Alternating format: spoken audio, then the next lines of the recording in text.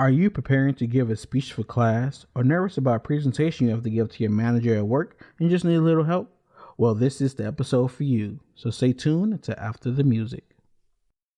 You're about to listen to a great episode of the Lazenby Experience podcast. Within this episode, my hope is that you obtain something that will help you find your success. So grab a pen, get your paper, your favorite snack or drink, and really listen to what I have to say. I truly believe it can be what you need to get you to your next level in life. So grab a seat and enjoy the ride, and I'll see you on the other side.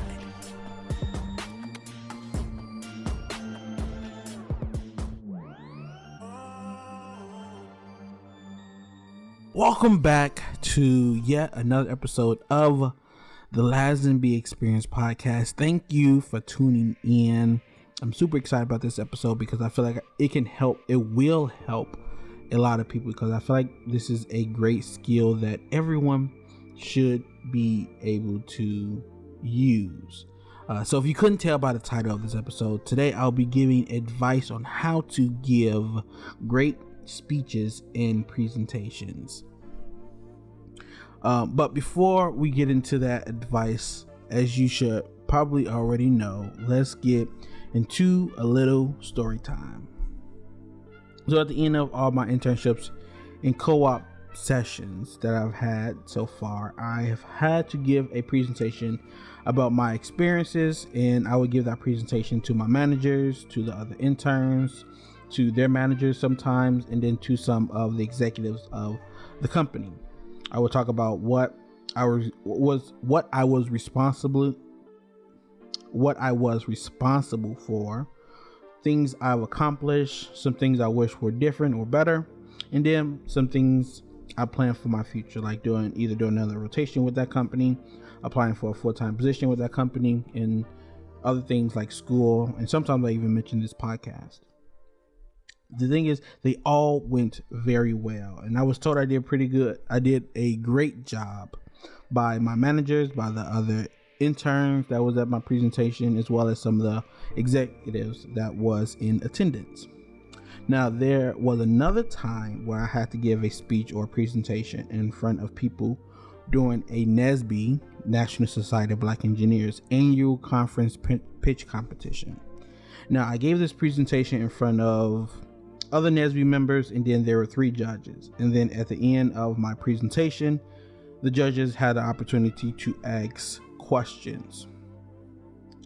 Think about this presentation. It went terrible. During the presentation, I wasn't really prepared for the presentation. I wasn't really prepared for the questions the judges were asking. And because of that, I didn't win or place in any competition or in the competition. Now, the difference between these two type of presentations, or these two presentations that I've given, and the reason for the outcome is what I did or didn't do beforehand. So with that first example, with me giving presentations at the end of my internship or co-op, I was well prepared for them beforehand.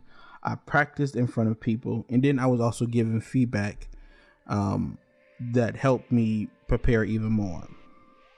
With the second example, I did the total opposite. I don't know why I thought I can just wing it, or I can make it without practice. I mean, I guess I practiced a little bit, but I didn't practice as much. So of course I had a PowerPoint presentation, but did not practice like I should have, nor did I get feedback from others to make my presentation better. So that you can see by just those 2 examples how preparing for a presentation can really change the outcome of what you're looking to get out of it. So hopefully with this episode, you can be able to give a presentation or a speech that resembles more of that first example and really none of that second example. So let's get into this main topic for today. So like I said, this is a great advice. This will be great advice no matter who you are or where you're giving a speech or presentation. This will help high school students with their first speech in front of the classroom, as well as professionals who have to give presentations to their managers or other coworkers. Thing that you want to get out of this the thing that you want to get out of this episode is that confidence is key. When giving a presentation or a speech, the way you gain confidence is through practice. Now, of course, there are people out there who can give a great speech or great presentation confidently without really doing a lot of practice. But for a lot of us, including myself, as you know from my stories, this isn't the case. Now, for those who need to practice, understand the need to practice before their big speech or presentation.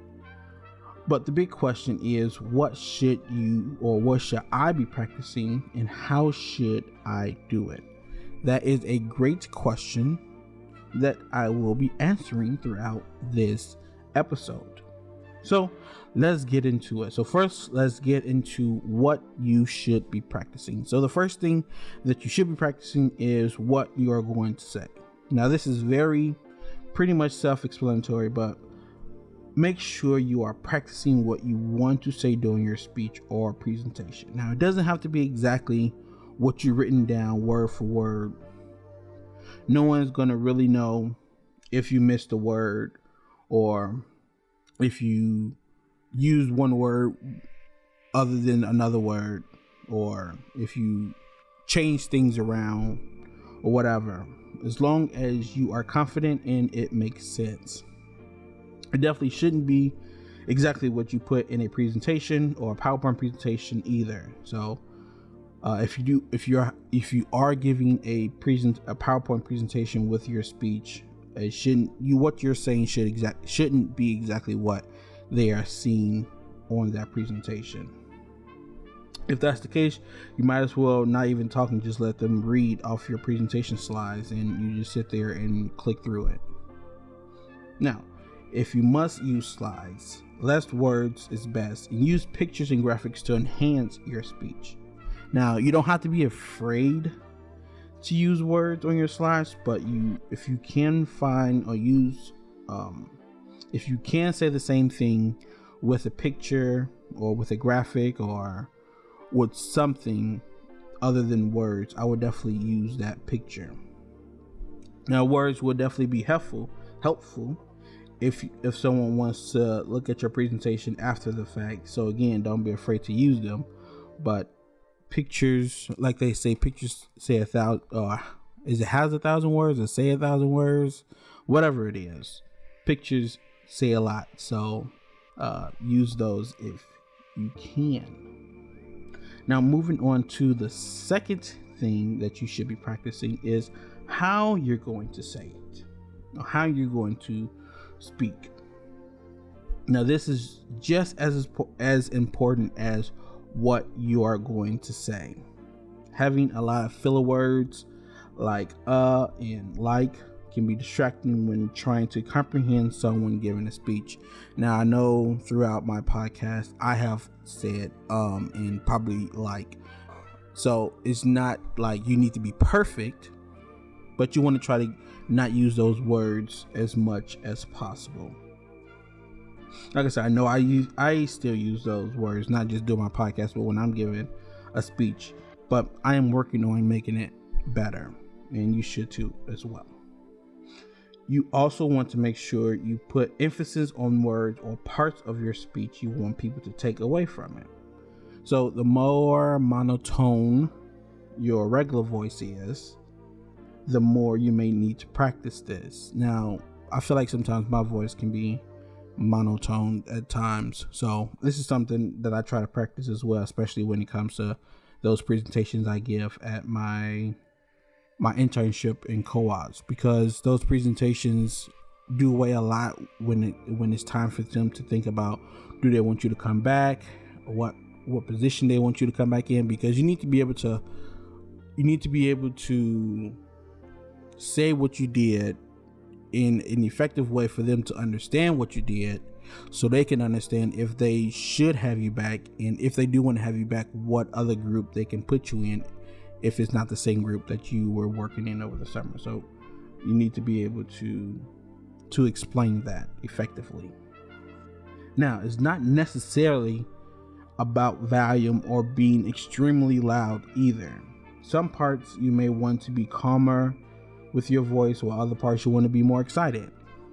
Now, just because you are introvert, or not introvert, just because you are an extrovert doesn't mean you will be great at this automatically. So you definitely want to practice this as much as possible. And then remember, projecting your voice is a lot different than yelling. So you really want to know the difference. And I guess the difference really is projecting your voice is being able to have the people in the back of the room hear you clearly, while yelling is like that annoying high, or it doesn't have to be always high pitch, but that annoying voice that you might hear people do when they're angry or something. So definitely be able to know the difference and project more than yell. Now remember, pausing, or know that pausing in your speech are just as important as the words you say. So don't try to rush through your speech, because that definitely doesn't look good either. This could happen definitely if you are nervous. So if you catch yourself speaking too fast, just take a little pause, take a deep breath. You don't have to like show you taking a deep breath. You don't have to do all of that. Just take a pause, breathe in, breathe out, and then continue with your speech. Also, don't take extremely long pauses either. This could happen if you're not prepared and you don't know what you're going to say next. So during this practice, hopefully you're able to know exactly what you're going to say when you're going to say it, and not have to take extremely long pauses. The pauses are important so people can grasp what you just said, and then you can move on to the next thing. Moving on to now the third thing of what you should be practicing is what you are going to do. So will you be standing behind a podium? Will you have to hold a mic? Will you be on stage with nothing in front of you? All of that is important so you can know really what to do with your hands. Knowing this can help you while you're practicing, so you, like I said, so you can know what to do with your hands. Now, talking with your hands is not a bad thing, but it can be distracting if you're doing it too much. So if you see yourself while you're practicing using your hands more than using your voice, you might want to calm your hands down just a tad bit. You don't have to practice exactly what you're going to do or where you're going to have your hands at each part of your speech, but you should know different places you can have them and what and when it might be good to use them throughout your speech. Like I said, using your hands is definitely a good thing, and it can definitely emphasize a point when you're trying to, but it can also, like I said, be distracting if it's used too much. So definitely make sure you're practicing where your hands are going to be or where they can be while giving your speech. You also want to make sure you don't just stare at one spot the whole time. You don't have to necessarily look at the audience in their eyes the whole time, but you want to occasionally look at different parts of the room during your speech. Now, if the room is big enough, looking past your audience will definitely work perfectly fine. If you are comfortable with looking at your audience and making eye contact, which again is actually great if you can, because it makes them feel like they're a part of the presentation, or that you're looking at them and that you're like paying attention to them as well, which is always good. But when you're making this eye contact, make sure it's not just with the same person the whole time. Make sure you're switching from person to person, from one side of the room to the other side of the room, and all that kind of stuff.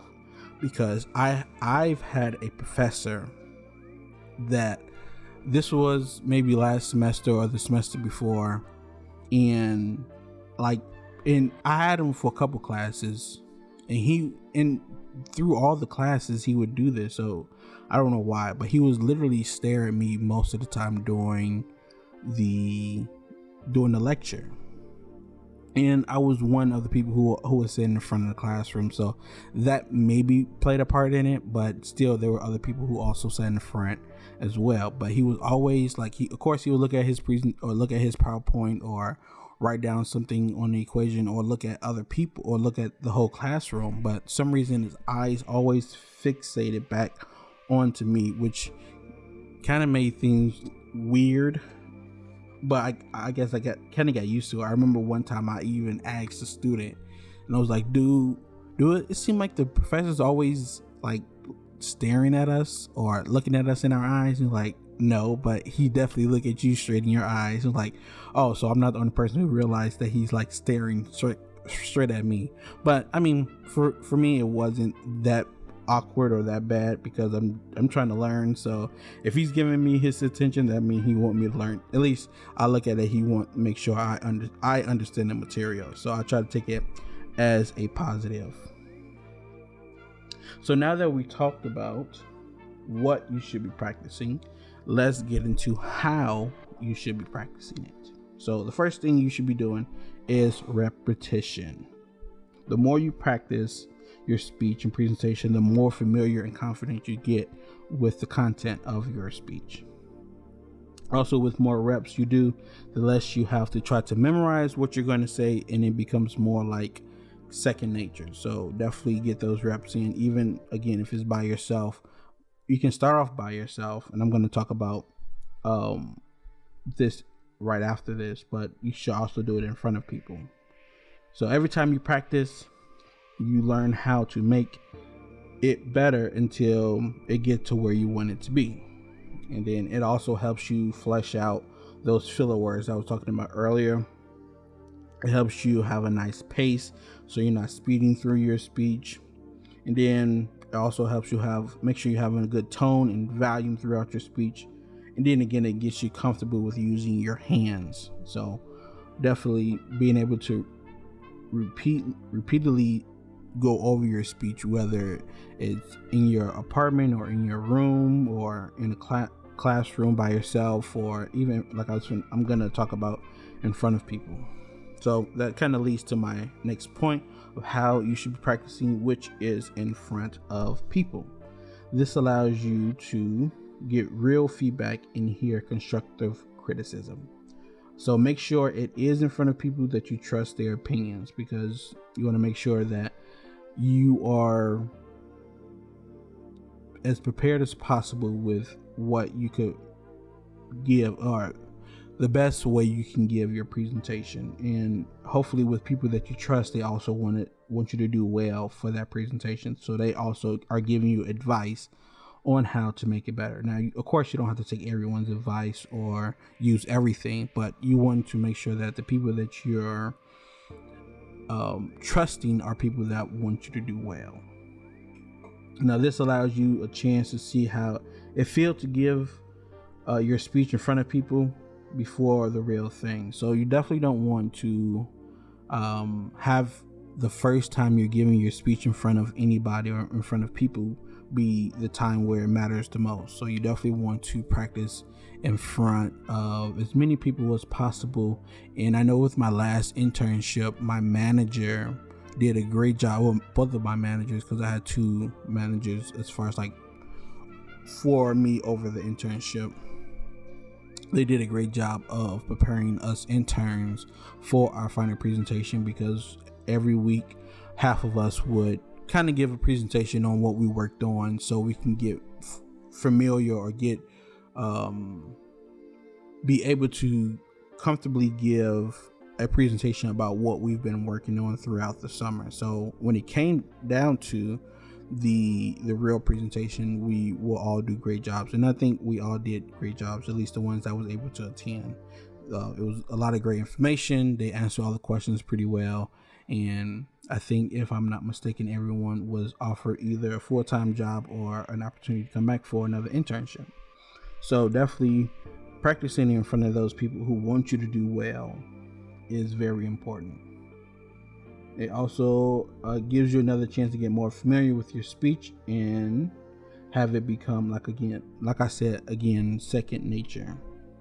It will also help you calm your nerves of giving a speech in front of people, especially if you're working on a presentation and this is your first time giving a presentation. And then lastly, when it comes to how to practice, you want to record yourself.